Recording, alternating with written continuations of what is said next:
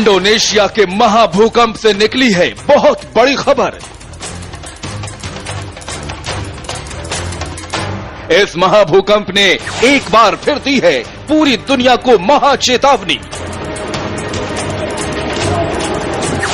Indonesia फिर चीख चीख कर बोला है, सावधान इंडिया। महाभूकंप ने फिर दुनिया से कहा, प्रशांत महासागर से सावधान।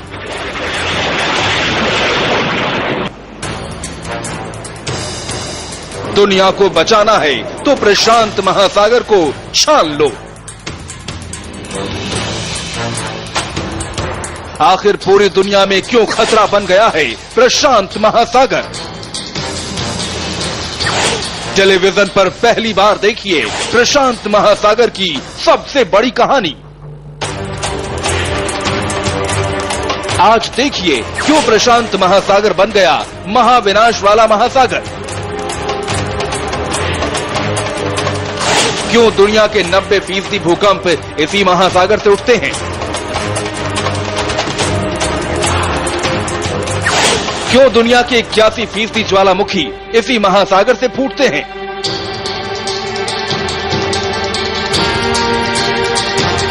दस लाख से ज्यादा जान लेने वाला ये महासागर अभी और कितनी बलि लेगा? क्यों आधी दुनिया को ये महासागर बर्बाद करना चाहता है?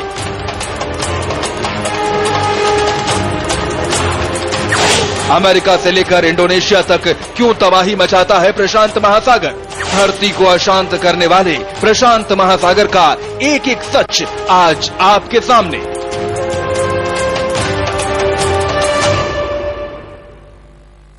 सवाल ये उठता है कि प्रशांत महासागर में आखिर ऐसा क्या है जिसने दुनिया की एक बड़ी आबादी की जिंदगी में अशांति पैदा कर रखी है?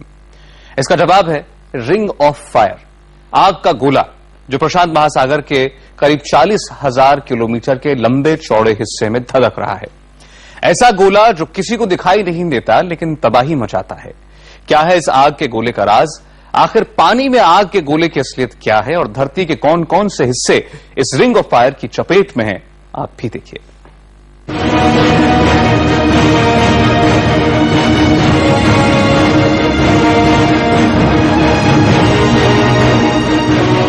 ये देखिए, यही है रिंग ऑफ फायर। दक्षिण अमेरिका से शुरू होकर न्यूजीलैंड में खत्म होने वाली इस रेखा को ही रिंग ऑफ फायर कहते हैं। बुधवार को इंडोनेशिया में आने वाले ज़लज़ले के पीछे भी यही रिंग ऑफ फायर जिम्मेदार है। देखने में घोड़े की नाल के जैसा है ये रिंग। प्रशांत महासागर के चारों तरफ के जलते हुए इस हिस्से को देखिए, यही है रिंग ऑफ फायर।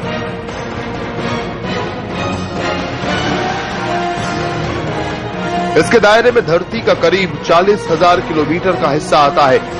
आपको हैरानी होगी कि दुनिया में आने वाले 80 से 90% भूकंप इसी रिंग ऑफ फायर के हिस्से में आते हैं। सबसे ज्यादा ज्वालामुखी भी इसी हिस्से में फटते हैं।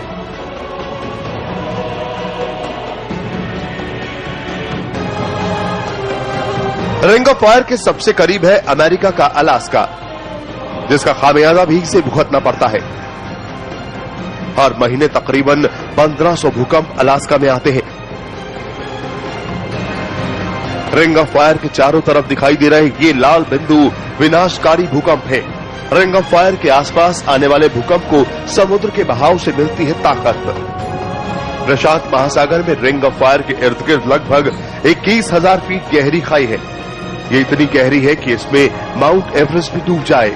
इसी गहराई से रिंग ऑफ फायर के इर्द गिर्द मौजूद देश में आते हैं विनाशकारी भूकंप और फटते हैं महाविनाश मचाने वाले ज्वालामुखी। भूवैज्ञानिकों की खोज के मुताबिक रिंग ऑफ फायर की वजह से अमेरिकी उपमहाद्वीप अपने पश्चिम की ओर हर साल लगभग 3 इंच खिसक रहा है। ये खिसकना इसीलिए मुमकिन हुआ है क्योंकि पृथ्वी का सारा आधार एक बेहद गर्म और नरम पत्थरों पर टिका है और यही जगह 14 प्लेटों पर टिकी धरती के कुछ प्लेटों को खिसकाती है, जिससे रिंग ऑफ फायर के इर्द गिर्द बसे इलाकों में विनाशकारी भूकंप आता है, सुनामी आती है और रिंग ऑफ फायर की असीमित और विनाशकारी ताकत को रोकने का कोई भी तरीका नहीं है।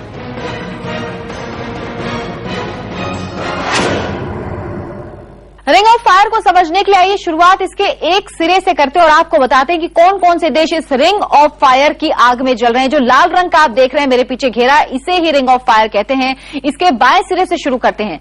प्रशांत महासागर में पड़ने वाला देश न्यूजीलैंड इस रिंग ऑफ फायर के ठीक नीचे के हिस्से में पड़ता है। बाएं हिस्से की शुरुआत यहीं से होती है, इसलिए यहां आने वाला भूकंप जबरदस्त तबाही मचाते हैं। जनवरी 2012 को न्यूजीलैंड में आया भूकंप इसी रिंग ऑफ फायर के दहकने का नतीजा था। इसके ऊपर आप देख रहे हैं ऑस्ट्रेलिया आता है, उसके बाद इंडोनेशिया आता है, इसके बाद सिंगापुर आता है, फिलीपींस है, थाईलैंड है, चीन है, जापान है और रूस है।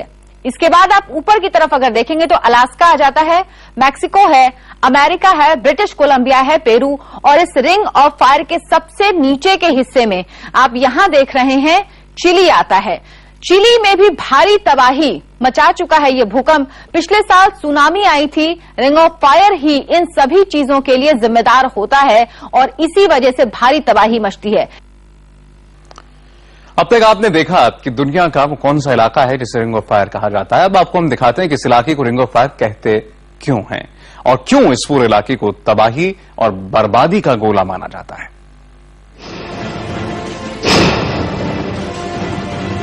प्रशांत महासागर के इस इलाके में महाद्वीपीय प्लेट्स आपस में मिलती हैं। ये दो प्लेट हैं, इंडो ऑस्ट्रेलियन प्लेट और पैसिफिक प्लेट। इन दो बड़ी प्लेट्स के अलावा और भी कई छोटी छोटी प्लेट हैं।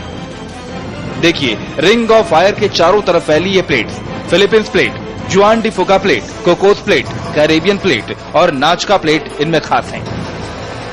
आमतौर पर धरती के नीचे 2 या 3 प्लेट्स के टकराने से भूकंप आता है और यहाँ तो 1-2 नहीं 10 से ज्यादा प्लेट्स हैं जो अक्सर एक दूसरे से टकराती रहती हैं। यही वजह है कि इस पूरे इलाके में इतने जबरदस्त भूकंप आते हैं। रिंग ऑफ फायर की वजह से ही अलास्का, जापान, इंडोनेशिया, न्यूजीलैंड से लेकर चिली तक दहलते रहते हैं। और वहाँ बहुत ज्यादा भूकंप आते हैं।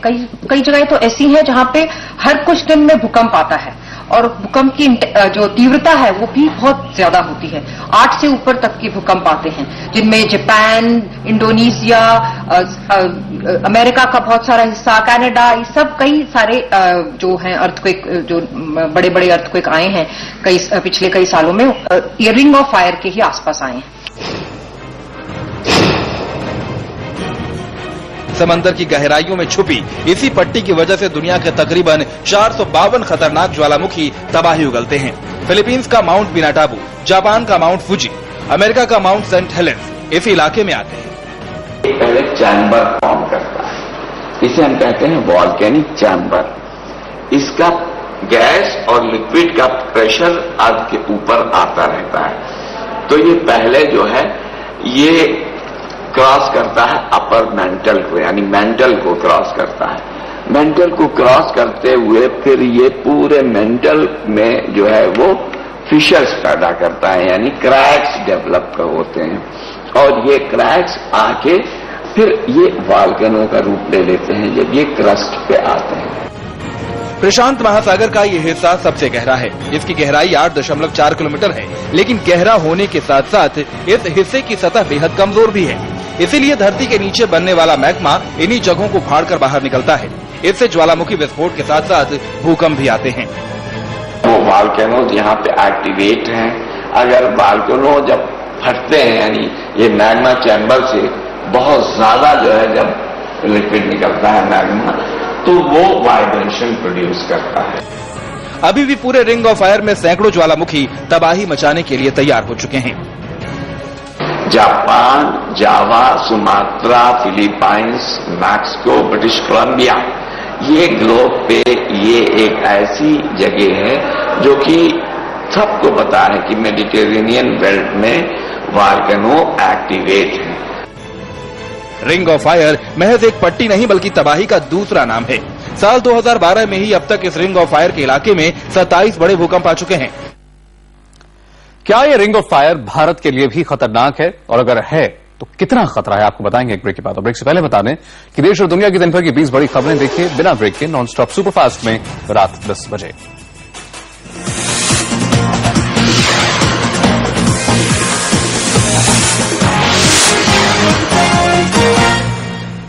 Super special kit.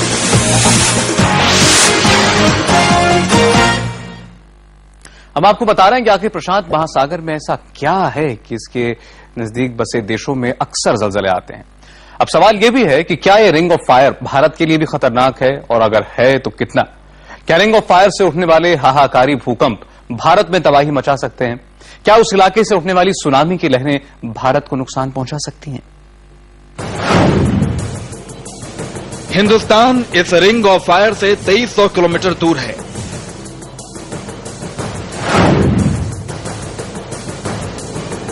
लेकिन फिर भी उसकी विनाशकारी आंच हिंदुस्तान के कई हिस्सों को झुलसा सकती है। ये विनाशकारी तपिश सुनामी और भूकंप दोनों ही शक्ल में भारत को नुकसान पहुंचा सकती हैं। इसका सीधा नुकसान भारत के निचले इलाकों जैसे कन्याकुमारी, नागपट्टिनम, लक्षद्वीप, अंडमान निकोबार, दादरा और नागर हवेली के इलाकों पर पड़ सकता है, जहां सुनामी का बड़ा खतरा है। सबसे ज्यादा भूकंप जो है जापान और उस तरफ जाते हुए यूएस के जो कई आइलैंड्स उसमें बहुत ज्यादा ग्रसित हैं। कनाडा का एरिया आता है, पूरा ये जो इंडोनेशिया तक की जो बेल्ट है ये पूरी रिंग ऑफ फायर में आती है। लेकिन भूगर्भ विशेषज्ञों की माने तो रिंग ऑफ फायर की वजह से हिंदुस्तान में भूकंप के आने की संभावना बेहद कम है, क्योंकि रिंग ऑफ फायर में आने वाले ज्यादातर भूकंप का दायरा हिंदुस्तान की सीमा तक नहीं है। हिंदुस्तान इंडियन प्लेट पर खड़ा है, जो कि रिंग ऑफ फायर के लिए जिम्मेदार छोटी छोटी प्लेट की हद से काफी दूर है। साथ ही प्रशांत और हिंद प्लेट भी इनसे अलग है, लिहाजा इंडियन प्लेट के टकराने का खतरा बेहद कम हो जाता है। लेकिन फिर भी हिंदुस्तान को इस रिंग ऑफ फायर से बचाव के लिए हमेशा तैयार रहना चाहिए। Sanjeev Kumar Singh, India TV, Delhi. हम यहां रुकेंगे एक ब्रेक के लिए, और ब्रेक के बाद आपको दिखाएंगे रिंग ऑफ फायर की तबाही के कुछ बड़े निशान।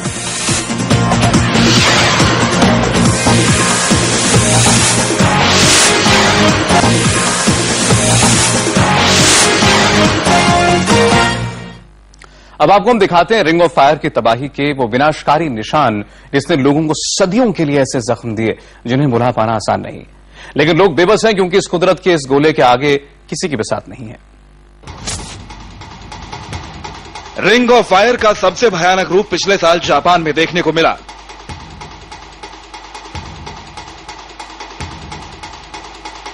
ग्यारह मार्च को समुद्र में 32 किलोमीटर नीचे से उठे 9 तीव्रता वाले जलजले ने जापान में तबाही मचा दी। भूकंप के बाद सुनामी के डबल अटैक ने जापान के कई शहरों को निस्तनाबूद कर दिया। इस तबाही ने तकरीबन 16,000 लोगों की जान ले ली। इतना ही नहीं, इस सुनामी ने दुनिया में न्यूक्लियर रेडिएशन का भी खतरा पैदा कर दिया था। बुधवार को इंडोनेशिया के बांदा आतेह के पास आए 8.7 और 8.2 तीव्रता की भूकंप के पीछे भी रिंग ऑफ फायर है। इन दोनों भूकंप के झटकों ने एक साथ 28 देशों को हिला दिया। यही नहीं, साल 2004 में इंडोनेशिया, भारत, श्रीलंका समेत कई देशों में आई भीषण सुनामी की वजह भी तबाही का यही गोला था। न्यूजीलैंड में इस साल जनवरी में भूकंप लाने वाला यही रिंग ऑफ फायर था। 6.3 तीव्रता के भूकंप ने क्राइस्ट चर्च में भारी तबाही मचाई थी। इसमें 185 लोगों की जान गई थी, जबकि सैकड़ों मकान ढह गए थे। साल 2010 में चिली में आए जबरदस्त भूकंप ने कई शहरों में तबाही मचाई थी। इमारतें, पुल, सड़कें, सब कुछ तहस नहस हो चुका था। इस विनाशकारी भूकंप ने सैकड़ों लोगों की जान ले ली थी। इस साल 6 जनवरी को रिंग ऑफ फायर ने फिलीपींस में हाहाकार मचा दिया। 6.8 तीव्रता वाले इस भूकंप ने 105 लोगों की जान ले ली। और यहां हम लेंगे एक ब्रेक। ब्रेक के बाद आप देखिए देश और दुनिया की दिन भर की 20 बड़ी खबरें बिना ब्रेक के नॉन स्टॉप सुपरफास्ट में।